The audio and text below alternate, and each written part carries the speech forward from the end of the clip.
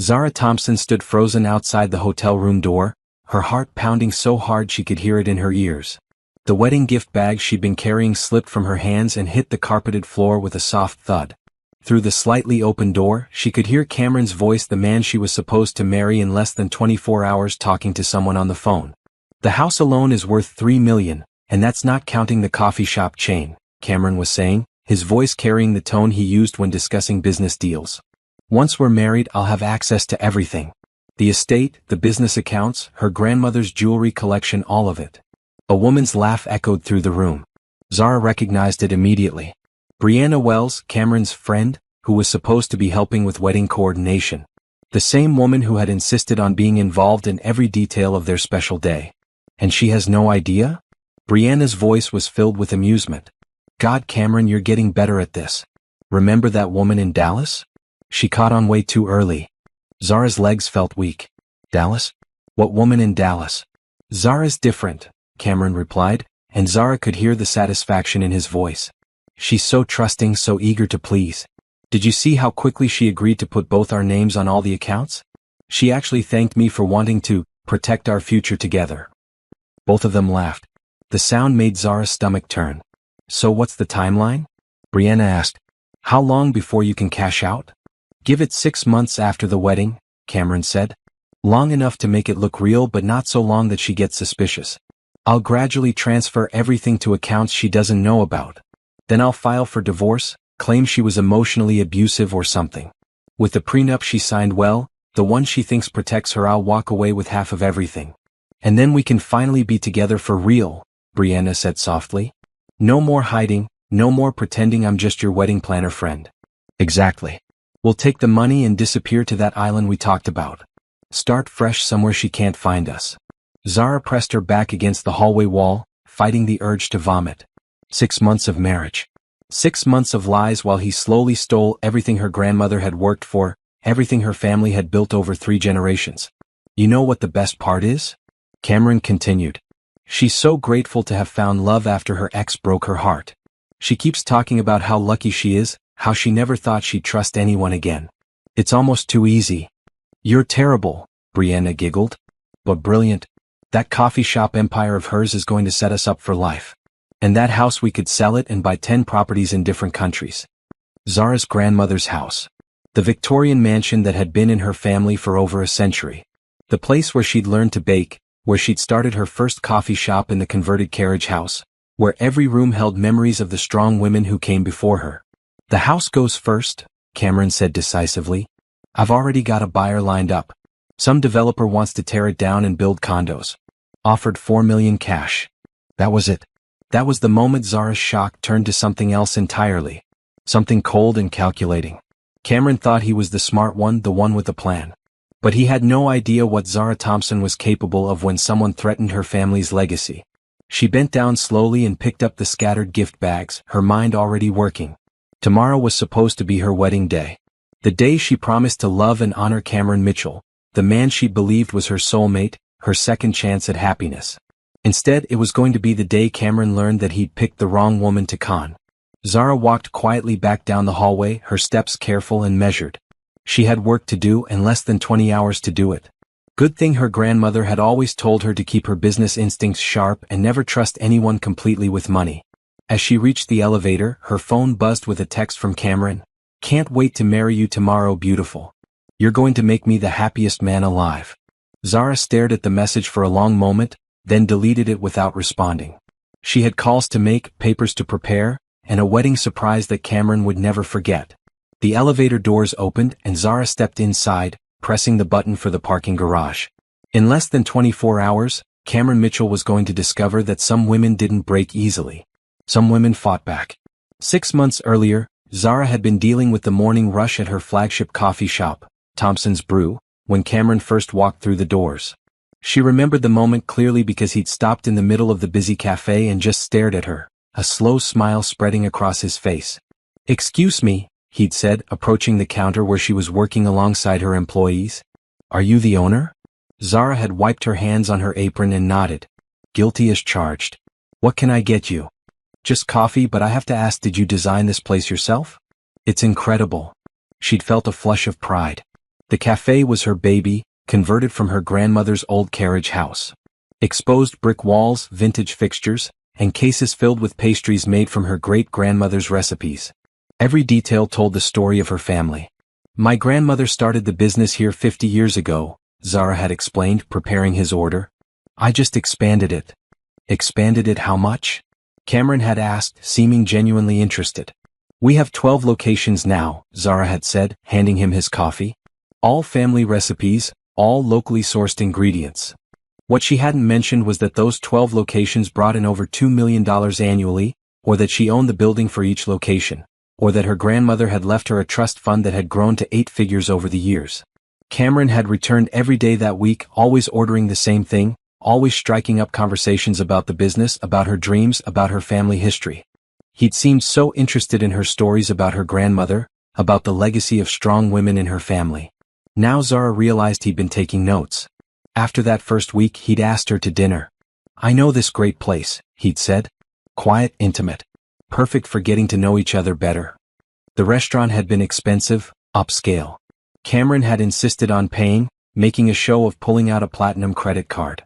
He'd asked so many questions about her business, her family, her goals. At the time, Zara had thought he was being considerate, trying to understand what mattered to her. So you inherited all of this from your grandmother? He'd asked over dessert. The original cafe in the house, yes. But I built the chain myself. Started expanding right after college. That's amazing. And the house you live there alone. It's big enough for 10 families, Zara had laughed.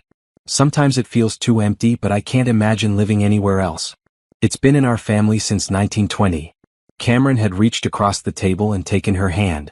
It must be worth a fortune. It's not about the money, Zara had said. It's about family, about history. Of course, Cameron had agreed quickly. That's what I love about you already. You care about what really matters. Their second date had been a picnic on the grounds of her estate. Cameron had walked through every room of the house, asking questions about the antiques, the artwork, the family photos. He'd been particularly interested in the library, where her grandmother had kept important papers. You must have excellent security, he'd commented, examining the vintage safe built into the wall. The best money can buy, Zara had replied. Some of those documents are irreplaceable. By their third date, Cameron had started talking about his own business consulting, he'd said, helping people manage their finances and investments.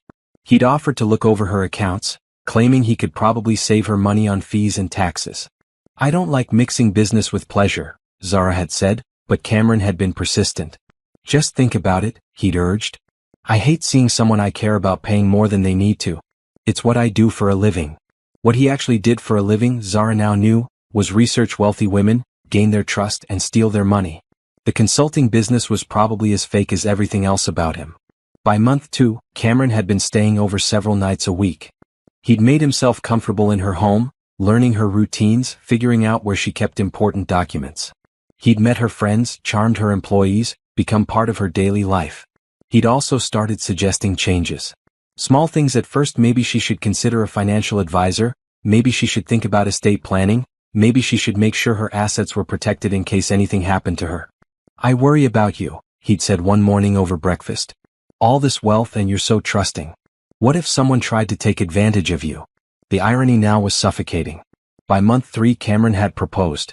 Not just proposed, he'd made a production of it. Rented out her favorite restaurant, hired a photographer, bought a ring that must have cost more than most people made in a year. I want to protect you and everything you've built, he'd said as he slipped the ring onto her finger. Let me take care of you the way you deserve. Zara had been so moved by his words, so grateful that after her painful breakup 2 years earlier, she'd found someone who truly understood her values and appreciated her family's legacy. Now she understood that Cameron had been studying her like a textbook, learning exactly what she wanted to hear, exactly how to make her feel safe and loved and grateful. The engagement had lasted 3 months. 3 months of wedding planning, legal discussions, and financial arrangements that Cameron had insisted on handling himself. You have enough to worry about with the business and the wedding, he'd said. Let me handle the boring legal stuff. Boring legal stuff like prenuptials that he'd claimed would protect her assets, like combining their accounts for easier management, like life insurance policies that would make him her beneficiary. Every signature she'd given him had been another step in his plan to steal everything she'd worked for, everything her family had built. But now Zara knew the truth. And unlike Cameron's other victims, she had 24 hours warning and the resources to fight back. Time to show Cameron Mitchell what happened when you tried to con a woman who'd built an empire from nothing. The 3 months between engagement and wedding had been a carefully orchestrated dance, Zara now realized. Cameron had moved quickly, but not so quickly that she'd become suspicious. Every step had been planned, every conversation designed to move his scheme forward. We should probably talk about finances before the wedding, Cameron had suggested just a week after proposing. I know it's not romantic, but we want to protect everything you've built. They'd been sitting in her kitchen, her grandmother's kitchen, sharing morning coffee before Zara left for work. Cameron had spread papers across the antique oak table, documents he'd claimed his lawyer prepared. What kind of protection are we talking about? Zara had asked, scanning the legal language she didn't fully understand. Well, if something happened to one of us, we'd want the survivor to be taken care of, right? And if we ever divorced, not that we'd want things settled fairly. Cameron had pulled out a thick document. This prenup ensures that if anything happens, your family's assets stay protected, but we can also combine some accounts for efficiency. Joint checking and savings, that sort of thing. Zara had hesitated. Her grandmother had always told her to be careful with money, to trust but verify. But Cameron had seemed so concerned with protecting her interests, not taking from them. I should probably have my lawyer review these, she'd said. Of course, Cameron had agreed immediately. But Rebecca Stone is out of town for 2 weeks, right? And we want to get this settled before the wedding. My lawyer says these are pretty standard documents. Rebecca Stone was indeed out of town, visiting her daughter in California. Cameron had somehow known that. Zara later realized he must have been watching her calendar, learning her lawyer's schedule. I guess it makes sense to have things organized, Zara had said, signing where Cameron pointed. You're right that it's better to handle this stuff now. What she'd actually signed, she now understood, were documents that gave Cameron access to most of her accounts, made him beneficiary on her life insurance, and included clauses that would let him claim half her assets in a divorce, including property that had been in her family for generations. 2 weeks later, Cameron had suggested they streamline their banking. It's silly for us to have separate accounts when we're getting married, he'd said. And frankly, you're paying way too much in fees. My bank offers much better rates for high net worth customers. He'd driven her to his bank personally, introducing her to the manager as his fiancée. The manager had been extremely accommodating, setting up joint accounts and helping transfer most of Zara's liquid assets. We'll keep your business accounts separate for now, Cameron had assured her. This is just for personal finances. But once they were married, Zara now knew, Cameron would have had legal grounds to claim co-ownership of the business accounts too. A month before the wedding, Cameron had brought up life insurance. I know it's morbid to think about, he'd said, but we should make sure we're protected. What if something happened to you? I'd want to maintain your grandmother's house exactly the way it is, honor her memory. But that takes money. He'd convinced her to increase her life insurance policy to $5 million, with him as the sole beneficiary. What about your policy? Zara had asked. Mine's much smaller, Cameron had said. I don't have nearly as much to protect. But don't worry, once we're married and I can get a better rate, I'll increase it too. Zara now doubted Cameron even had life insurance. Why would he need it when his plan was to disappear with her money? 2 weeks before the wedding, Cameron had brought up the guest list. I know you wanted to keep it small, he'd said, but I think we should invite some of my business associates. Networking, you know? It could be good for both our careers. What he'd actually done was invite potential witnesses, people who would testify that the marriage seemed legitimate, that Zara had willingly entered into all their financial agreements. 1 week before the wedding, Cameron had insisted on a final meeting with his lawyer to review their arrangements. Just to make sure everything's in order, he'd said. I want our marriage to start off on the right foot, with all the legal stuff handled properly. At that meeting, Zara had signed what she believed were final wedding documents, marriage license paperwork, emergency contact forms, standard legal housekeeping. She now suspected those documents included additional financial authorizations, giving Cameron even more access to her accounts and assets. Throughout all of this, Cameron had been the perfect fiancé. Attentive, romantic, supportive of her business. He'd learned her favorite flowers, white roses, her favorite restaurant, the Italian place downtown, her fears, being taken advantage of like her mother had been, her dreams, expanding the business nationally, having a family someday. He'd used every piece of information as a weapon. The flowers he'd sent to her office every Friday? A way to keep track of her schedule and routine. The romantic dinners at expensive restaurants? Opportunities to be seen together in public, establishing their relationship as legitimate. The supportive conversations about her business. Intelligence gathering about her financial situation and future plans. Even Brianna's involvement had been carefully planned. She'd appeared in their lives as Cameron's friend who happened to be a wedding planner. "She's doing us a huge favor," Cameron had said. "Normally she charges $20,000 for weddings like ours, but she's giving us the friend discount." Brianna had been enthusiastic, professional, and thorough. She'd handled every detail from the venue to the flowers to the catering. She'd also had access to all their wedding information, including their travel plans for the honeymoon and their financial arrangements. Zara now realized that Brianna had probably been Cameron's partner in previous cons. The woman who helped establish legitimacy, who smoothed over any questions from friends or family, who made everything look normal and romantic instead of criminal and calculated. But Cameron and Brianna had made one crucial mistake. They'd assumed Zara was just another wealthy, trusting woman who could be easily manipulated. They'd underestimated what happened when you threatened something a Thompson woman had spent her life building. Now, with less than 18 hours until the wedding, Zara had work to do. Phone calls to make, documents to prepare, and a trap to set that would catch Cameron and Brianna in their own scheme. Her grandmother always said that the best revenge was success. But sometimes, Zara thought as she reached for her phone, success meant making sure the people trying to destroy you faced the consequences of their choices. Time to remind Cameron Mitchell that some women fought back harder than he could ever imagine. The morning of what was supposed to be the happiest day of her life, Zara woke up at 5 a.m. with crystal clear focus. She'd barely slept, but she felt more alert than she had in months. Today, Cameron Mitchell would discover that he'd picked the wrong woman to deceive. Her phone showed 17 missed calls from Cameron and 12 text messages, all sent between midnight and 3 a.m. "Baby, where are you? I thought you were coming back to the hotel last night. Zara, please call me. I'm worried about you. Did I do something wrong? Please talk to me." The last message, sent at 2:47 a.m., read, "I love you so much. I can't wait to marry you today and start our life together. You mean everything to me." Zara deleted all the messages without responding. Let him worry. Let him wonder if she'd discovered his plan. By 6 a.m. she was showered, dressed in jeans and a sweatshirt, and sitting in her kitchen with her laptop and a cup of coffee. Her wedding dress hung in the closet upstairs, untouched. She had more important things to focus on. Her first call was to Rebecca Stone, who answered on the second ring despite the early hour. "Rebecca, it's Zara. I'm sorry to call so early, but I need your help. Emergency." "What's wrong?" Rebecca's voice was immediately alert. She'd been the Thompson family lawyer for 20 years, handling everything from business contracts to Zara's grandmother's estate. "I need you to come to my wedding today. With your notary seal and some very specific documents." Zara spent 15 minutes explaining what she'd discovered, what Cameron had been planning, and what she needed Rebecca to do. "Are you absolutely sure about this?" Rebecca asked when Zara finished. "These are serious accusations. I heard them planning it myself. And Rebecca, I think they've done this before. Cameron mentioned a woman in Dallas." "I'll be there," Rebecca said grimly. "And Zara? I'm proud of you for not falling for it completely. Your grandmother would be proud too." The next call was to Detective Rodriguez, a family friend who'd helped when Zara's shop had been broken into 2 years earlier. "I need to report attempted fraud," Zara said when he answered. "Financial fraud, identity theft, and conspiracy. And I think I can get them to confess today."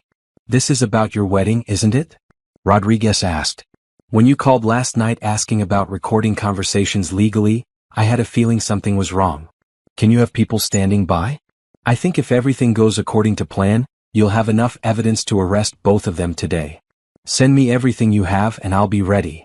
Zara's third call was to her best friend and maid of honor, Trinity. "Girl, where are you?" Trinity answered. "I've been texting you since yesterday. Cameron's been calling everyone looking for you. I need you to trust me and not ask questions until tonight," Zara said. "Can you do that?" "Of course, but go to the wedding venue as planned. Act like everything is normal. But Trinity, no matter what happens today, no matter what you see or hear, I need you to know that I'm okay and I know what I'm doing." "Zara, you're scaring me. I'll explain everything later. But right now, I need you to help me pull off the performance of my lifetime." By 9 a.m., Zara was back in her bedroom, staring at her wedding dress. It was beautiful ivory silk with delicate beadwork, custom designed by a boutique in Manhattan. Cameron had insisted on paying for it, claiming he wanted his bride to have the best. Another manipulation she now realized. Another way to make her feel grateful. Another way to make the relationship seem real and committed. Zara put on the dress anyway. If she was going to confront Cameron, she might as well look stunning while doing it. Her phone buzzed with another message from Cameron. Zara, please. Whatever I did, we can fix it. Don't do this to us on our wedding day. This time, Zara responded, see you at the altar. She could practically feel Cameron's relief through the phone screen. He probably thought she just had cold feet, that whatever had spooked her the night before was resolved. At 11 a.m., Zara drove to the venue, the historic Riverside Manor, a location Cameron had chosen because it was romantic and elegant. Now she suspected he'd chosen it because it was expensive and impressive, the kind of place that would make their wedding look legitimate to anyone investigating later. She arrived early before most of the guests. The venue was exactly as Brianna had planned it, white roses everywhere, soft lighting, classical music playing in the background. It looked like a fairy tale wedding. Too bad the groom was a lying criminal. Zara found Brianna in the bridal suite, making last-minute arrangements. The other woman looked up with a bright smile that didn't quite reach her eyes. Zara, thank goodness you're here. Cameron's been worried sick. Where were you last night? Just needed some time to think, Zara replied, studying Brianna's face. You know how brides get before the big day. Of course, Brianna said, but Zara caught the quick glance toward her phone. Probably texting Cameron that the bride had arrived and everything was back on track. Brianna, Zara said casually, I want to thank you for everything you've done. Planning this whole wedding, being so supportive of Cameron and me. It means a lot to have friends you can trust. Something flickered in Brianna's expression. Guilt? Fear? That's what friends are for, she replied. By noon, the venue was filling with guests. Zara watched from the window as people she'd known for years took their seats, mixed with Cameron's associates, men in expensive suits who looked more like business partners than friends. Cameron himself was in the groom's suite, probably pacing and checking his phone. Zara could imagine his anxiety. His plan was so close to working. In just a few hours, he'd have legal access to millions of dollars and a house worth more than most people would see in a lifetime. At 1 p.m., Rebecca Stone arrived. She was dressed professionally, carrying a briefcase that Zara knew contained documents that would change everything. Are you ready for this? Rebecca asked quietly. I've been ready since the moment I heard him talking about selling my grandmother's house, Zara replied. At 1:30, the ceremony was scheduled to begin. Guests were seated, music was playing, and Cameron was at the altar looking handsome and nervous in his expensive tuxedo. Zara took her position at the back of the aisle, her father beside her. He'd flown in from Arizona the day before, proud and excited to walk his daughter down the aisle. You look beautiful, sweetheart, he whispered. Are you happy? I will be, Zara replied and meant it. The wedding march began. Zara started walking toward Cameron, each step bringing her closer to the moment when she would reveal the truth about the man everyone thought she was about to marry. Cameron's face lit up when he saw her. He looked relieved, grateful, completely convinced that his plan was working perfectly. Behind him, Brianna sat in the third row, smiling like the supportive friend she'd pretended to be for months. None of them had any idea what was about to happen. Zara reached the altar, took Cameron's hands and looked into his eyes. For just a moment, she remembered how she'd felt 6 months ago when she'd believed he loved her. How grateful she'd been to find someone who seemed to understand and appreciate everything she'd built. Then she remembered his voice on the phone. It's almost too easy. Time for Cameron to learn that nothing about Zara Thompson was easy. The ceremony proceeded exactly as rehearsed. Cameron spoke his vows with what appeared to be genuine emotion, his voice slightly shaky as he promised to love, honor, and protect Zara for the rest of their lives. If she hadn't known the truth, Zara might have been moved by his performance. I promise to cherish everything that matters to you, Cameron said, his thumb brushing over her knuckles. Your family's legacy, your dreams, your beautiful heart. I'll spend my life making sure you never regret trusting me with your future. Zara spoke her own vows, words she'd written weeks ago when she'd still believed their love was real. But now each phrase carried double meaning. I promise to protect what we've built together, she said, looking directly into Cameron's eyes. I promise to make sure the truth always comes to light between us. And I promise that anyone who tries to harm our family will face the consequences of their choices. Cameron smiled, probably thinking she was talking about outside threats, future challenges they might face together. He had no idea she was talking about him. When the minister asked if anyone objected to their union, Zara held her breath. For a moment, she almost hoped someone would speak up, would save her from having to do what came next. But the chapel remained silent. Do you, Cameron Michael Mitchell, take Zara Elizabeth Thompson to be your lawfully wedded wife? I do, Cameron said, his voice strong and confident. Do you, Zara Elizabeth Thompson, take Cameron Michael Mitchell to be your lawfully wedded husband? Zara paused for just a beat longer than necessary. I do, she said finally. By the power vested in me by the state, I now pronounce you husband and wife. You may kiss the bride. Cameron's kiss was gentle, romantic, perfect for their audience. When they separated, he was beaming like a man who just won the lottery, which Zara supposed he thought he had. The minister smiled at their guests. Ladies and gentlemen, I present to you Mr. and Mrs. Mitchell. That was Zara's cue. Actually, she said, her voice carrying clearly through the chapel's sound system, before we celebrate, I have a wedding surprise.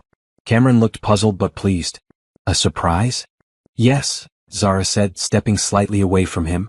A very special surprise that I've been planning for weeks. She gestured toward the back of the chapel. I'd like everyone to meet Rebecca Stone, my family's attorney and a certified notary public. Rebecca stood up from where she'd been sitting in the last row and walked down the aisle, carrying her briefcase. Murmurs rippled through the guests. This wasn't part of the program. Cameron's smile faltered slightly. Zara, what's going on? I told you I had a surprise, Zara said sweetly. Rebecca has some documents I'd like to share with everyone. Brianna was staring from her seat in the third row, her face pale. She looked like she wanted to run but was trapped by the crowd of guests around her. Rebecca reached the altar and opened her briefcase. Good afternoon, everyone.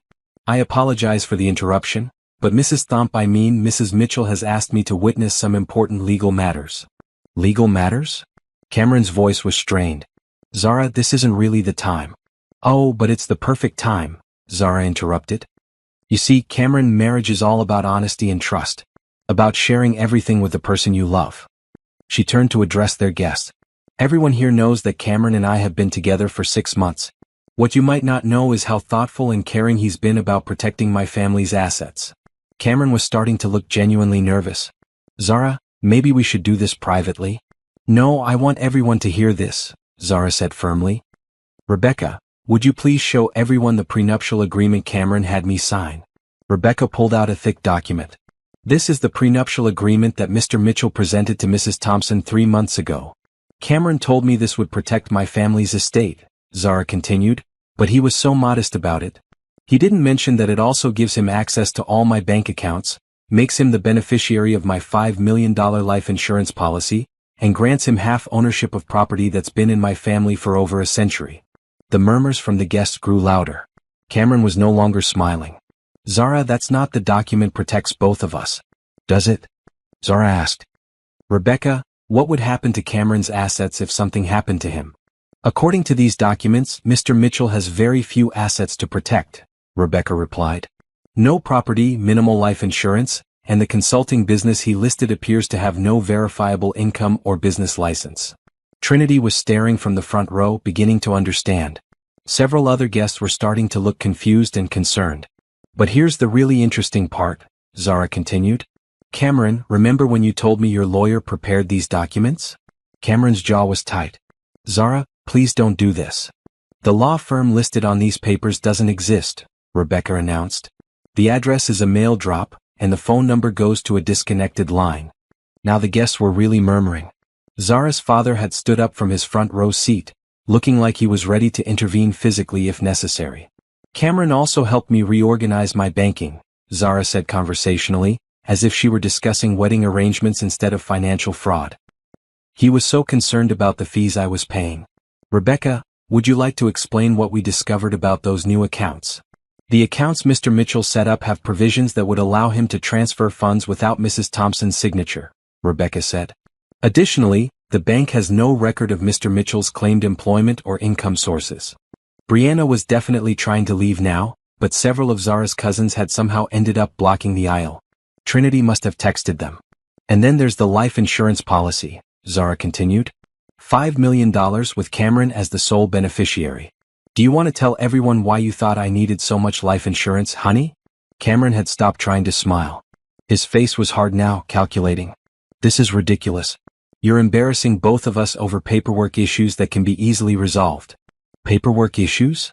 Zara laughed, but there was no humor in it. Is that what you call identity theft and conspiracy to commit fraud? What are you talking about? Zara pulled out her phone. I'm talking about the conversation I overheard last night. The one where you and Brianna discussed how you were going to steal my house, my business, and my inheritance. She pressed play on the recording app she'd been using since arriving at the venue.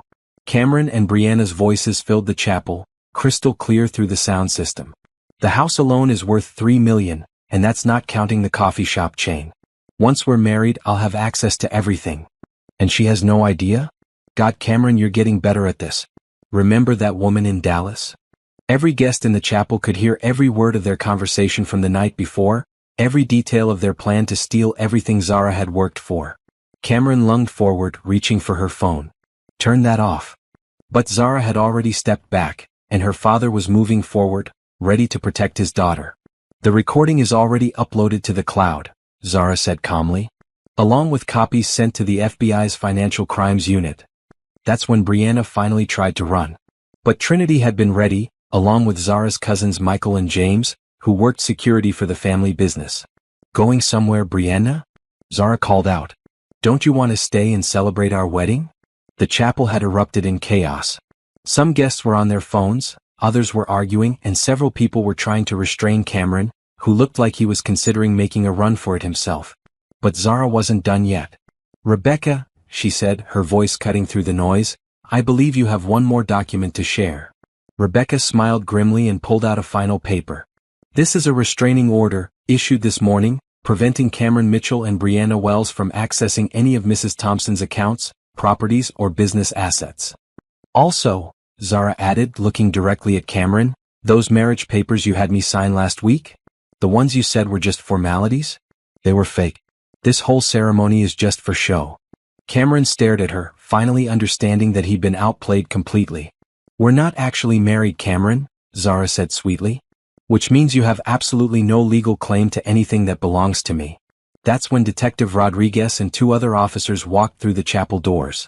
Cameron Mitchell and Brianna Wells, Rodriguez called out, you're under arrest for conspiracy to commit fraud, identity theft, and attempted grand larceny. As the officers moved through the crowd toward their targets, Zara felt a sense of satisfaction she'd never experienced before. Cameron had thought he was so smart, so clever. He'd planned every detail, manipulated every situation. But he'd forgotten one crucial thing. Zara Thompson hadn't built a multimillion-dollar business by being naive or easy to fool. Some women were just tougher than he'd bargained for. As Detective Rodriguez and his officers moved through the confused crowd of wedding guests, Zara stood at the altar feeling more powerful than she ever had in her life. The beautiful chapel that was supposed to witness her marriage had instead become the stage for Cameron's downfall. This is insane, Cameron snarled, his charming mask finally dropping completely. You can't prove any of this. That recording was made illegally. Actually, Rebecca interjected, pulling out another document. In this state, only one party needs to consent to record a conversation. And since Zara was part of that conversation when she heard you planning to steal her inheritance, the recording is completely legal. Detective Rodriguez had reached Cameron, handcuffs ready. Mr. Mitchell, you have the right to remain silent. But Cameron wasn't done fighting. She's crazy, he shouted to the stunned guests.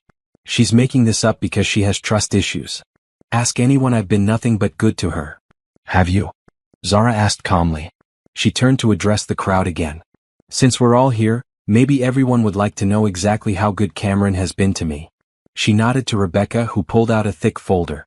Over the past 3 months, Rebecca began, Mr. Mitchell has attempted to gain access to Mrs. Thompson's business accounts, her trust fund, her property deeds, and her family's investment portfolio. The estimated value of assets he was attempting to claim illegally is approximately $12 million. Gasps echoed through the chapel. Even Zara's family members who knew she was successful hadn't realized the full extent of her wealth. But that's not all, Zara continued. Rebecca, tell them about Dallas. Rebecca flipped to another page in her folder.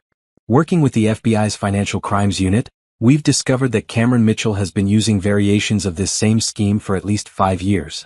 There was indeed a woman in Dallas, Patricia Hendricks, a widow who owned several restaurants.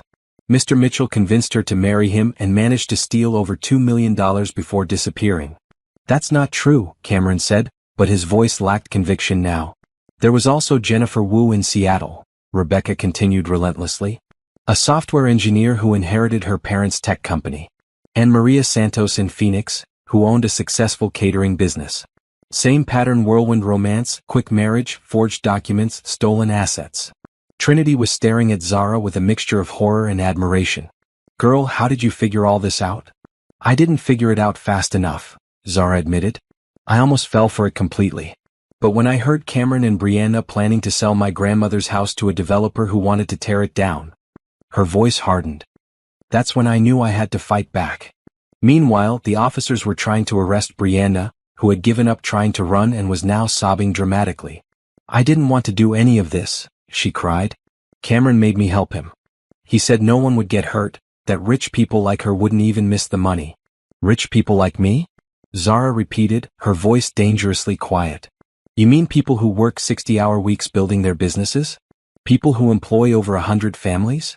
People who honor their grandmother's legacy by creating something meaningful instead of stealing from others. Brianna flinched but kept talking. Cameron said you were just another spoiled heiress who didn't deserve what you had. What I had, Zara said, stepping down from the altar to face Brianna directly, was a family recipe for coffee cake and a dream to honor my grandmother's memory. Everything else I built with my own hands. She turned back to the crowd. Cameron researched me for weeks before we met. He knew exactly how much money I had, exactly what properties I owned, exactly how to make me trust him. He even knew when my lawyer would be out of town so I couldn't get proper legal advice. That's not stalking, Cameron protested as the handcuffs clicked around his wrists. That's just being interested in someone. Is it? Detective Rodriguez asked. Because we found some very interesting things when we searched your apartment this morning. He nodded to another officer who produced a box of evidence. Financial records on 12 different women, including Mrs. Thompson. Fake business licenses, forged legal documents, and correspondence with Brianna Wells dating back 3 years. The officer held up a manila folder labeled Zara Thompson Target Assessment. This folder contains copies of Mrs. Thompson's tax returns, property records, business licenses, and even her grandmother's obituary, Rodriguez continued. Information that would have taken considerable effort to obtain illegally. Zara's father looked like he wanted to strangle Cameron with his bare hands. Several other male relatives were moving closer, their faces furious. Dad, it's okay, Zara said. He's not worth getting arrested over. But her father's voice was tight with rage when he spoke. This man came into our family. He ate at our table, met our children, pretended to care about our daughter's happiness. All while planning to steal everything her grandmother worked for. And he almost succeeded, Rebecca added. If Mrs. Thompson hadn't discovered the truth when she did, Mr. Mitchell would have had access to her accounts by this morning. Zara's cousin Michael, who managed security for several of her coffee shops, stepped forward. Zara, do you want us to check if he's been to any of the store locations? If he's been casing the businesses? Good idea, Detective Rodriguez said.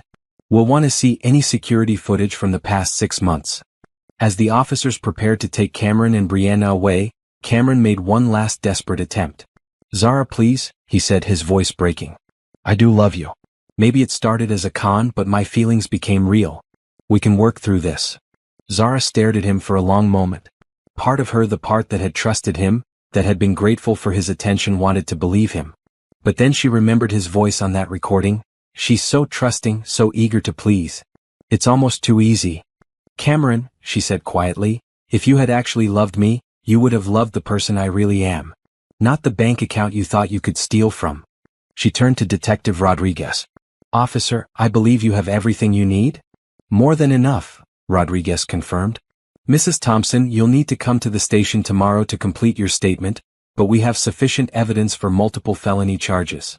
As Cameron and Brianna were led away in handcuffs, the chapel slowly began to empty. Some guests left immediately, probably uncomfortable with the drama. Others lingered, offering support to Zara and expressing shock at what they'd witnessed. Trinity approached her best friend, still looking stunned. Zara, I had no idea. You've been planning this for weeks. Since the night I heard them talking, Zara confirmed. I'm sorry I couldn't tell you, but I needed everyone's reactions to be genuine. Are you okay? Really okay? Zara considered the question. Was she okay? She'd just discovered that the man she'd planned to marry was a criminal who saw her as nothing more than a target. She'd had to orchestrate an elaborate sting operation instead of enjoying her wedding day. but she was also free. Her assets were protected, her family's legacy was safe, and two dangerous criminals were going to face justice for their crimes. "I'm better than okay," Zara said finally. "I'm proud of myself for fighting back." Her father approached, still looking shaken. "Sweetheart, I'm so sorry you had to go through this." "Don't be sorry, Dad. Be proud that you raised a daughter who doesn't let anyone steal from her family." As the last of the guests filtered out, Zara stood alone in the chapel for a moment. Her wedding dress was still beautiful, the flowers were still perfect, the music was still playing softly in the background. But instead of feeling sad about what might have been, Zara felt only relief. She trusted her instincts, protected her family's legacy, and proven that she was stronger than anyone who tried to take advantage of her. Cameron Mitchell had picked the wrong woman to con. And now he was going to spend the next several years in prison thinking about that mistake. 3 days after what should have been her wedding, Zara sat in Detective Rodriguez's office, reviewing the evidence that would put Cameron and Brianna behind bars for years. The manila folder labeled Zara Thompson Target Assessment lay open on the desk between them, its contents more disturbing than she'd initially realized. "They had everything," Rodriguez said, flipping through pages of the legally obtained documents. "Your tax returns going back 5 years, property assessments, business income statements, even medical records from your insurance company." Zara stared at copies of documents she recognized and some she didn't. "How did they get my medical records?" "Brianna worked part-time for a company that processes insurance claims," Rodriguez explained. "She had access to confidential information on dozens of potential targets. That's how they selected their victims, women with significant assets who had recently experienced emotional trauma." "Emotional trauma?" Rodriguez pointed to a highlighted section in Cameron's notes about her. "Recent bad breakup. Likely to be grateful for attention and less suspicious of new romantic interest." The clinical way Cameron had analyzed her vulnerabilities made Zara's stomach turn. Her breakup with her ex-boyfriend 2 years earlier had been painful. He cheated on her with someone from his office. She'd been cautious about dating since then, which had made Cameron's patient, understanding approach seem so genuine. "They specifically targeted women who were emotionally vulnerable," Rodriguez continued. "Patricia Hendricks in Dallas had just lost her husband. Jennifer Wu was going through a bitter divorce. Maria Santos had ended a long engagement. So I was just another lonely woman with money?" Zara said bitterly. "No," Rodriguez corrected firmly. "You were a successful businesswoman who happened to be single. The fact that these criminals targeted you doesn't diminish who you are or what you've accomplished." On his desk were several other folders, Cameron's previous victims. Rodriguez had been coordinating with law enforcement agencies across multiple states as more victims came forward. "How many women were there total?" Zara asked. "So far we've confirmed 6 victims over the past 5 years, including you. But there may be more. The FBI thinks Cameron and Brianna have been running variations of this scam for even longer." Zara opened one of the other folders. Patricia Hendricks, the Dallas restaurant owner, had lost $2.3 million before realizing she'd been conned. The photos in her file showed a kind-faced woman in her 50s, smiling as she cut the ribbon at a new restaurant opening. "What happened to her?" Zara asked. "She's rebuilding. Had to sell 2 of her restaurants, but she's slowly getting back on her feet.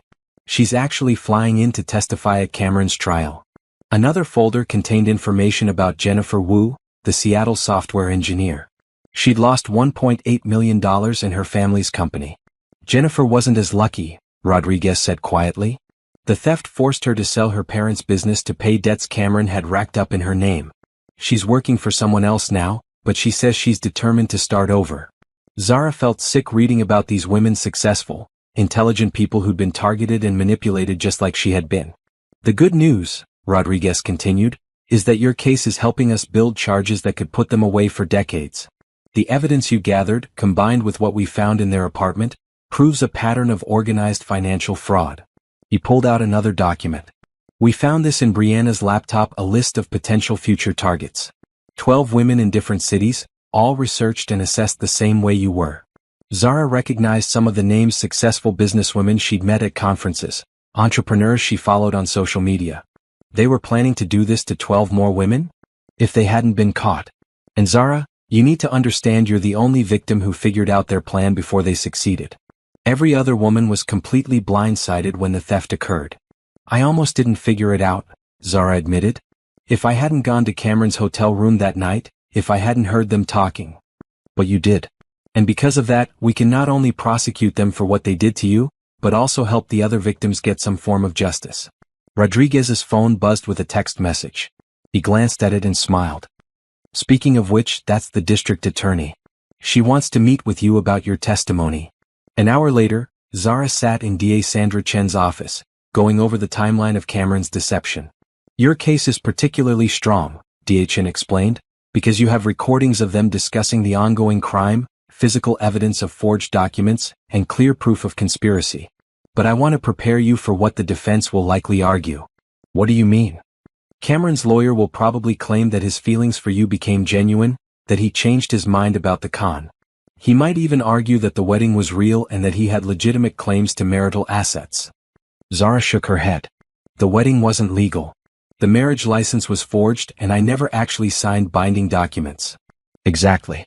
But they'll try to muddy the waters, make it seem like this was a relationship gone wrong rather than a calculated crime. DA Chen pulled out a legal brief. They might also attack your character, suggest that you're a vindictive ex-fiancé who's making false accusations. Are you prepared for that kind of scrutiny? Zara thought about everything Cameron had stolen from her, not just the money he tried to take, but the trust, the hope for a future together, the belief that someone could love her for who she really was. Let them try, she said. I have 6 months of evidence showing exactly who Cameron Mitchell really is.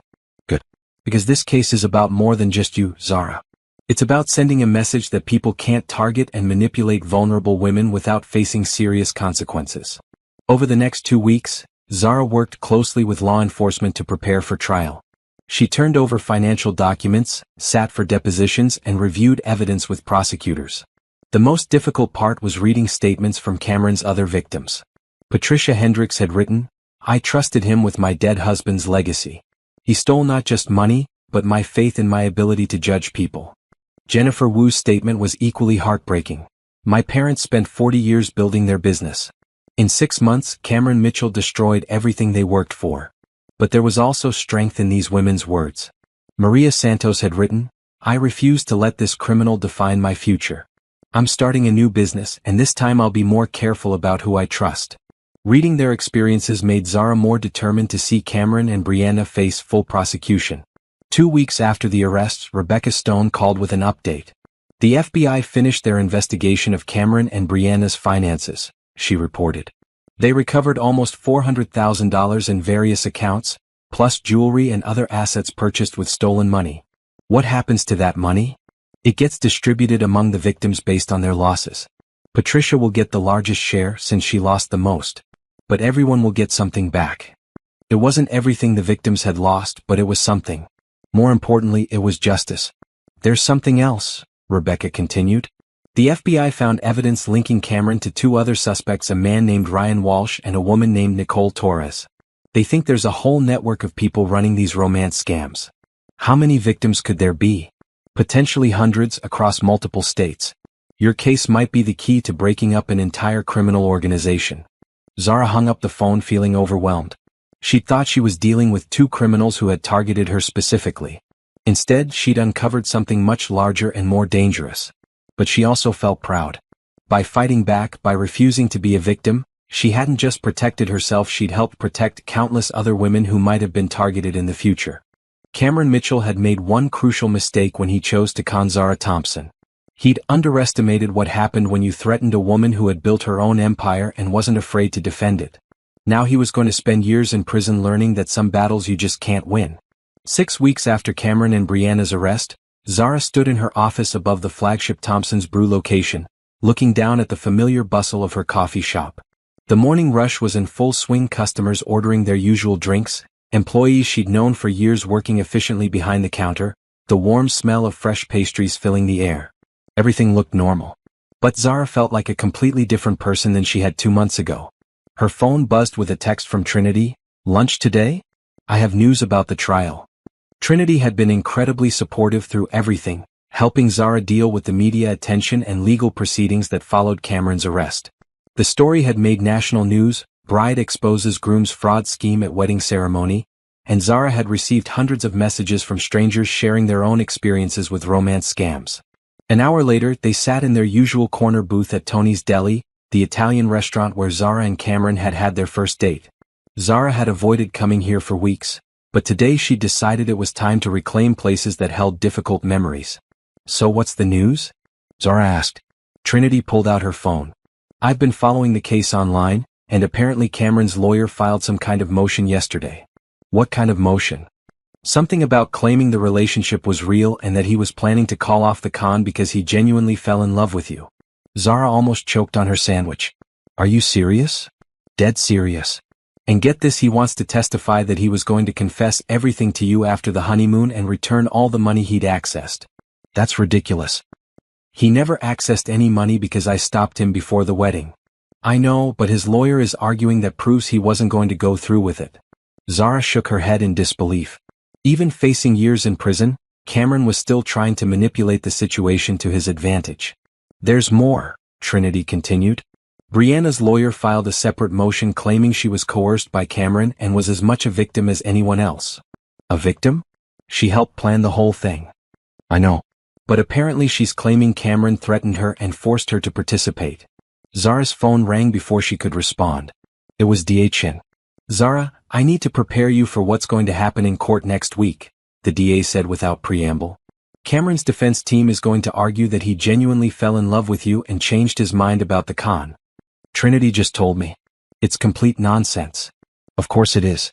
But they're going to try to paint him as a man who was reformed by love, who made mistakes but was ultimately trying to do the right thing. What about the recording? He literally discussed selling my grandmother's house. They'll claim that conversation happened before he realized his true feelings. They might even argue that he was just talking big to impress Brianna, that he never intended to follow through. Zara felt her anger building. So he gets to rewrite history to make himself look sympathetic? He can try. But Zara, we have evidence of a pattern going back years. We have testimony from multiple victims. And most importantly, we have you. What do you mean? You're smart, articulate, and credible. When you tell your story, the real story, the jury will see through Cameron's lies. After ending the call, Zara sat quietly for a moment, processing what she'd heard. Are you okay? Trinity asked. I'm angry, Zara admitted. Even now, even facing prison, he's still trying to manipulate people. He's still trying to make me the villain in his story. But you're not going to let him, right? Zara looked at her best friend and smiled grimly. Not a chance. The following week, Cameron's trial began. Zara had to testify for 3 hours, recounting the entire timeline of their relationship while Cameron's defense attorney tried to poke holes in her story. Isn't it possible, Miss Thompson, that Mr. Mitchell genuinely cared for you? The defense lawyer asked.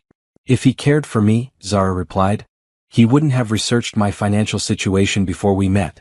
He wouldn't have forged legal documents. And he certainly wouldn't have planned to steal my family's home. But people can change, can't they? People can realize they've made mistakes. Yes, Zara said firmly. They can. But Cameron didn't change. He got caught. The defense attorney tried several different angles suggesting Zara had misunderstood Cameron's intentions, implying she was vindictive, even questioning whether the romance scam was really that serious since no one was physically hurt. But every time, Zara had a clear, factual response. 6 months of building her case with Rebecca and Detective Rodriguez had prepared her for exactly these arguments. The prosecution's case was even stronger. They called Patricia Hendricks, who testified about losing her husband's legacy to Cameron's scheme. Jennifer Wu described watching her family's business collapse because of forged documents nearly identical to the ones Cameron had prepared for Zara. Most damaging of all was Brianna's testimony. Despite her lawyer's attempts to portray her as a victim, prosecutors presented evidence showing she had initiated contact with several of Cameron's targets, helping research their backgrounds and vulnerabilities. Ms. Wells, the prosecutor asked, how many women did you and Mr. Mitchell research as potential targets? Brianna's voice was barely audible. I don't remember exactly. Would it refresh your memory to see this list we found on your laptop? The prosecutor displayed a document titled, Target Assessment 2023-2024, containing detailed profiles of 18 different women, including Zara. Did you create this document? Cameron asked me to help with research. Research for what purpose? Brianna looked at Cameron, then back at the prosecutor. To find women who had money and might be receptive to a relationship. By receptive, you mean vulnerable? I guess. The trial lasted 2 weeks. When it was over, the jury deliberated for less than 4 hours. Cameron Mitchell, guilty on all charges. Conspiracy to commit fraud, identity theft, grand larceny and racketeering. Sentence, 12 years in federal prison. Brianna Wells, guilty on all charges except racketeering. Sentence, 8 years in federal prison. Zara was in her office when Rebecca called with the verdict. 12 years, Rebecca repeated. With good behavior he might get out in 10. But Zara, there's something else. What? The judge ordered full restitution to all victims plus damages. Cameron and Brianna have to pay back every penny they stole with interest. How much did they steal total? Just over $8 million from 6 confirmed victims. They'll be paying restitution for the rest of their lives, even after they get out of prison. After hanging up, Zara sat quietly in her office, watching the afternoon crowd in her coffee shop below. She felt relief, satisfaction, and something else, a sense of closure she hadn't expected. Cameron was going to prison. Brianna was going to prison. Other victims would get some of their money back. And most importantly, no other women would be targeted by these particular criminals. But the real victory wasn't Cameron's conviction. It was the fact that Zara had refused to be a victim. She'd fought back, protected herself and others, and proven that she was stronger than anyone who tried to take advantage of her. Her phone buzzed with a text from an unknown number. This isn't over. You destroyed my life for nothing. Zara stared at the message for a moment, then blocked the number and deleted the text. Even from prison, Cameron was still trying to make her feel guilty for his choices. But Zara Thompson didn't feel guilty. She felt proud. She'd built a business empire, protected her family's legacy, and helped put dangerous criminals behind bars. Some women were just tougher than predators bargained for. And she was definitely one of them. 8 months after Cameron's conviction, Zara stood in the conference room of her newest coffee shop location, addressing a group of women who had contacted her after seeing news coverage of the trial. What had started as informal conversations had evolved into something larger, a support network for romance scam victims and a resource for financial fraud prevention. The hardest part isn't losing the money, said Patricia Hendricks, who had driven down from Dallas for the meeting. It's losing faith in your own judgment. Wondering how you could have been so stupid. Murmurs of agreement echoed around the room. There were 12 women present, all survivors of various romance scams, ranging in age from 26 to 63. Some had lost thousands, others had lost millions. But they all shared the same experience of being targeted, manipulated, and financially exploited by people who claimed to love them. You weren't stupid, Zara said firmly. You were targeted by criminals who spent weeks or months studying your vulnerabilities and crafting the perfect approach. What happened to you was a crime, not a mistake. Jennifer Wu nodded from her seat near the window. I keep having to remind myself of that. My family keeps asking how I didn't see the red flags, but there weren't any red flags. He was perfect until he wasn't. That's exactly the point, Zara replied. These aren't random opportunists. They're organized criminals who research their targets extensively. They know what we want to hear, what we're afraid of, what will make us trust them. Since Cameron's trial, Zara had been contacted by over 200 women sharing similar experiences. The stories were heartbreakingly consistent, charming men who seemed too good to be true, whirlwind romances, carefully constructed emergencies requiring financial help, and devastating betrayals that left victims questioning everything about themselves. I've been thinking, Maria Santos said from her seat at the conference table, about starting some kind of foundation. Something to help women like us, but also to educate people about these scams before they become victims. I've been thinking the same thing, Zara admitted. I have the resources to fund it, and all of us have the experience to make it effective. The idea had been growing in her mind for months. Thompson's Brew was more successful than ever. The publicity from Cameron's trial had actually increased business, with customers expressing admiration for how Zara had handled the situation. She had more money than she needed for personal expenses, and she'd been looking for a meaningful way to give back. What would this foundation actually do? Asked Patricia. Zara pulled out a folder she'd been preparing. Education first, workshops about financial fraud, warning signs of romance scams, legal protections people should put in place. But also direct support for victims, legal assistance, counseling resources, help with financial recovery. And prosecution support, Jennifer added. A lot of women don't report these crimes because they're embarrassed or because they don't think anyone will believe them. Exactly. We could work with law enforcement agencies, help victims navigate the legal system, maybe even fund private investigators when police resources are limited. Over the next 2 hours, they outlined a comprehensive plan.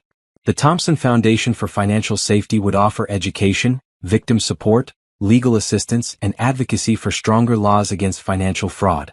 I want to contribute more than just money, Zara said as the meeting wound down. I want all of us to be involved in running this. We understand what victims need because we've been there ourselves. Patricia smiled, the first genuine smile Zara had seen from her. You know what I love about this idea?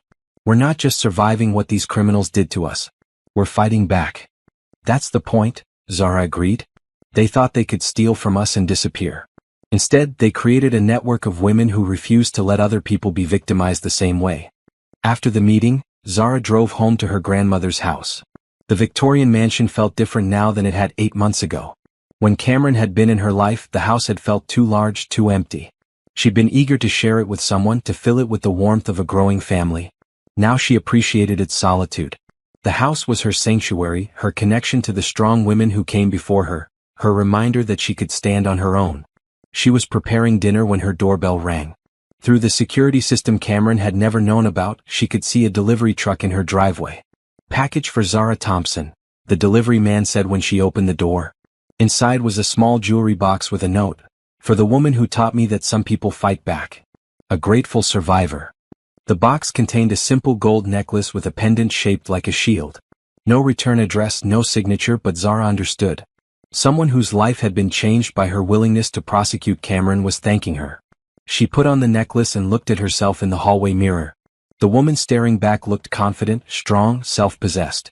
She looked like someone who could build businesses, protect family legacies, and help other women reclaim their lives. She looked nothing like the grateful, trusting woman Cameron thought he was manipulating.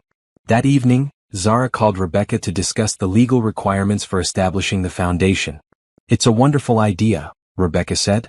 And frankly, it's needed. I've had 3 women contact me in the past month asking for help with romance scam situations. 3 women in 1 month? The problem is much bigger than most people realize.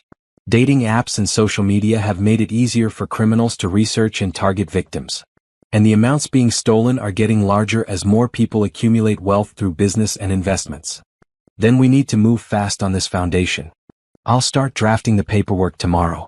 But Zara, I want you to know how proud I am of what you're doing. Your grandmother would be proud too. That night, Zara sat in her grandmother's library, surrounded by the books and photographs that represented 4 generations of strong women. On the desk was her laptop, where she was drafting the mission statement for the Thompson Foundation. Her phone buzzed with a text from Trinity. Saw the news about your foundation idea. You're amazing. Want to grab coffee tomorrow and talk about it? Then another text, this one from Detective Rodriguez. Heard about your foundation plan from Rebecca. The police department would love to partner with you on education and prevention programs. And another from Patricia. I've been thinking about our meeting today. For the first time in 2 years, I feel hopeful. Thank you for giving us a way to fight back. Zara smiled as she read the messages. Months ago, she'd felt isolated and betrayed, questioning her judgment and her ability to trust people. Now she was surrounded by a network of strong women who had turned their pain into power. Cameron had thought he was targeting a vulnerable, grateful woman who would be easy to manipulate and control. Instead, he'd created his worst nightmare, a wealthy, angry woman with resources, connections, and an unshakable determination to protect other people from criminals like him. Some mistakes, Zara reflected as she returned to writing her mission statement, had consequences that lasted much longer than a prison sentence. Cameron was going to spend the rest of his life knowing that his attempt to steal from her had resulted in a foundation that would help hundreds of other women avoid or recover from financial fraud. The foundation he'd inadvertently inspired was going to be his real punishment. And Zara was just getting started. 1 year after what was supposed to be her wedding day, Zara stood in the ballroom of the Grand Hotel downtown, watching over 200 guests mingle at the first annual Thompson Foundation Gala. The foundation had grown beyond her wildest expectations, with chapters in 12 cities and partnerships with law enforcement agencies across 3 states. The silent auction raised over $50,000, Trinity announced, approaching with a champagne glass and a huge smile. And Patricia says the Dallas chapter has helped recover almost $200,000 in stolen assets for victims this year alone. Zara felt a surge of pride watching the crowd. Romance scam survivors mixed with business leaders, law enforcement officers, and community activists. What had started as her personal fight against Cameron had become a movement. Miss Thompson? A young woman approached hesitantly. I'm Sarah Chin from the Austin chapter. I wanted to thank you for everything you've done. Your foundation helped me get my life savings back after my ex-fiancé tried to steal it. I'm so glad we could help, Zara replied. Are you doing better now? Sarah smiled. Much better. I'm actually engaged again to someone completely different. Someone I met through mutual friends who knew nothing about my money when we started dating. It's amazing how different a real relationship feels. As Sarah walked away, Zara reflected on that comment. Over the past year, she'd been asked countless times if Cameron's betrayal had made her afraid to date again. The honest answer was complicated. She'd been on a few dates, men introduced by friends, colleagues from business conferences, even one set up by her cousin Michael. But none had developed into anything serious. Not because she was afraid of being hurt again, but because she'd become much more discerning about what she wanted in a relationship. You look like you're thinking deep thoughts, a voice said behind her. Zara turned to find Isaiah Martinez, the nonprofit director who had become a frequent collaborator on the foundation's education programs. He was holding 2 glasses of champagne and wearing a black suit that made his dark eyes even more striking. Just thinking about how much has changed in a year, Zara said, accepting the champagne. Isaiah had been working with victims of financial crimes for over 5 years before they met. His organization, Legal Aid Plus, provided free legal assistance to people who couldn't afford lawyers. When Zara had reached out about partnership opportunities, she'd expected a brief professional meeting. Instead, they talked for 3 hours about victim advocacy, criminal justice reform, and the psychology of financial predators. Isaiah was passionate, knowledgeable, and completely focused on helping people rather than advancing his own career. Good changes, I hope? Isaiah asked. The best changes. A year ago I was planning to marry someone who saw me as a target. Tonight I'm surrounded by people who see me as an ally. Can I tell you something? Isaiah said, moving slightly closer. When I first heard about your case, I was impressed by how you handled the legal aspects.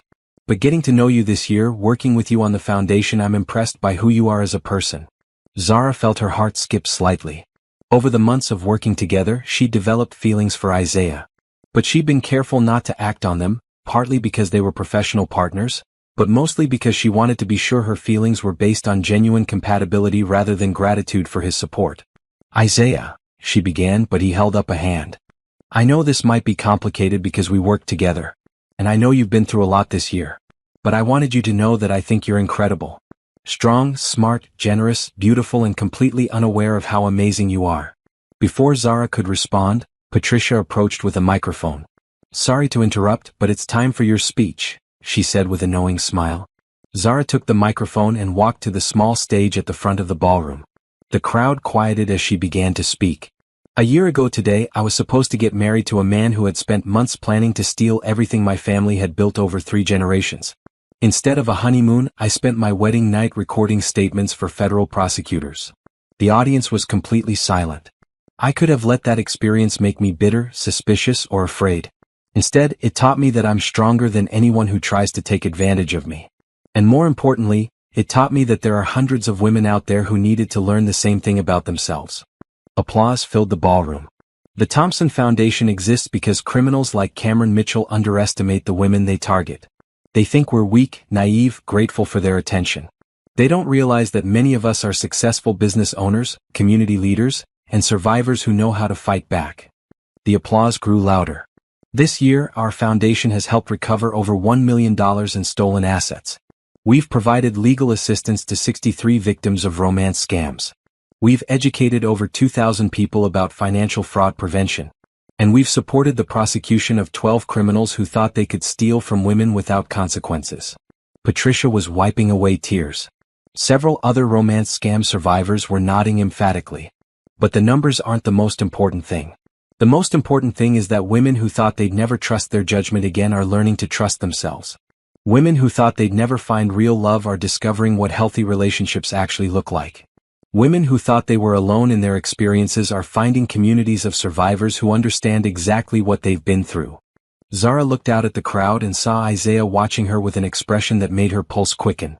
Cameron Mitchell thought he was stealing my money and my house.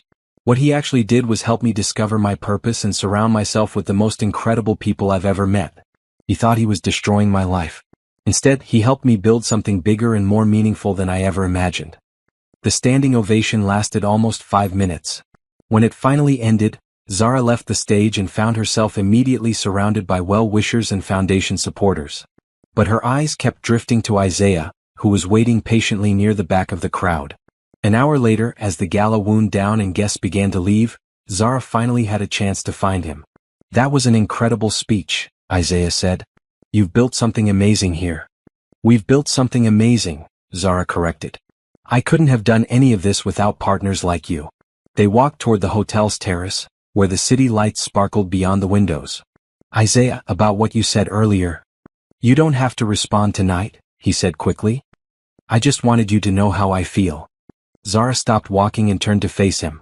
"What if I want to respond?" "Then I'm listening. This year has taught me a lot about what I want in a relationship. I want someone who sees me as a partner, not a prize. Someone who supports my goals instead of trying to control them.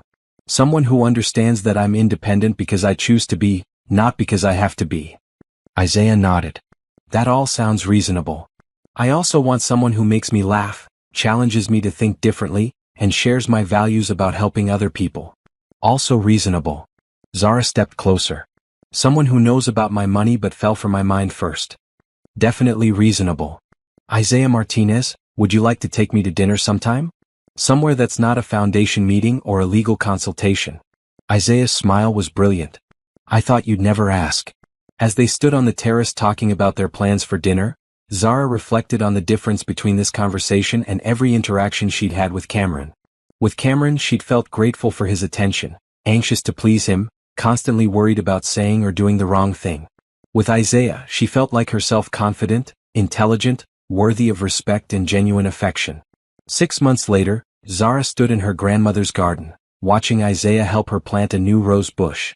They'd been dating steadily, taking their time getting to know each other without the pressure of artificial timelines or manufactured urgency. "This is where you want the yellow roses?" Isaiah asked, consulting the garden plan they'd drawn together. "Right there. My grandmother always said every garden needed yellow roses for friendship." "Smart woman. The smartest. She would have liked you." Isaiah looked up from the soil he was preparing. "How can you be sure?" "Because you've been around my money for 8 months and never once asked me to pay for anything you couldn't afford yourself. Because you support my work instead of trying to manage it. And because you make me laugh even when I'm stressed about foundation business. Those are good reasons to like someone. They're good reasons to love someone too." Isaiah stopped digging and looked at her carefully. "Zara? I love you, Isaiah Martinez. Not because you rescued me from anything, not because I'm grateful for your support, but because you're exactly the kind of man I want to build a life with." Isaiah stood up, brushed the dirt off his hands and kissed her. "I love you too, Zara Thompson. And I promise you'll never have to wonder if I'm here for you or your bank account." "I know," Zara said and meant it completely.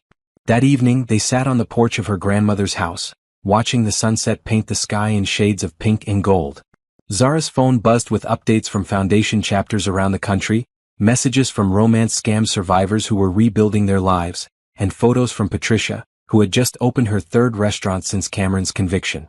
"Do you ever regret not going through with the wedding?" Isaiah asked. "I mean, obviously Cameron was awful, but do you ever wonder what your life would have been like if you hadn't found out?" Zara considered the question seriously. "I think about it sometimes. If I hadn't heard that conversation, I would have married him. He would have stolen everything my family built. Other women would have been victimized. I probably would have spent years thinking I was the problem, that I wasn't worth loving. That's a terrible alternate reality." "It is. But here's the thing, Cameron thought he was so smart, so manipulative. He had this elaborate plan to steal from me and disappear. What he actually did was help me discover that I'm much stronger than I ever imagined." Isaiah took her hand. "He also led you to create the foundation, which led you to me." Zara smiled. "True. So in a weird way, I'm grateful to Cameron Mitchell." "Grateful?" "He thought he could destroy my life by stealing from me. Instead, he helped me build a better life than I ever would have had otherwise." As the stars began to appear in the darkening sky, Zara felt more at peace than she had in years. She had a thriving business, a meaningful foundation, genuine love, and unshakable confidence in her ability to handle whatever challenges life might bring. Cameron was still in prison, still paying restitution to his victims, still probably wondering how his foolproof plan had backfired so spectacularly. Some women, Zara reflected as Isaiah squeezed her hand, were just tougher than criminals expected. And she was definitely one of them.